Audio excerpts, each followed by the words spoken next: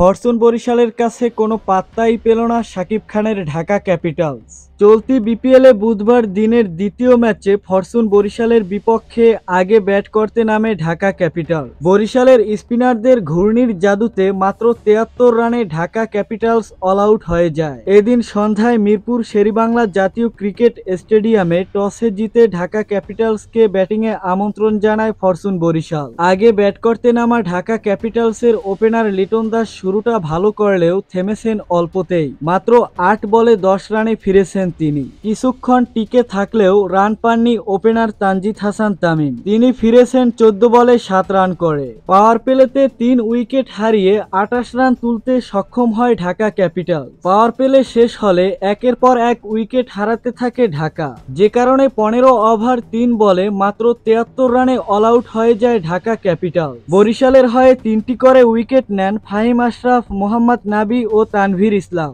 আর একটি উইকেট শিকার করেন জেমস ফুলার। এরপর ৭৪ রানের লক্ষ্যে বরিশাল ব্যাটিংয়ে নেমে তামিম ইকবাল ও তাওহিদ হৃদয় ঢাকার বোলারদের উপর চড়াও হন। তবে তাওহিদ হৃদয় ১৫ রানে ফিরলেও তামিম ইকবাল ও ডেভিড মালান দলের জয় নিয়েই মাঠ ছাড়েন।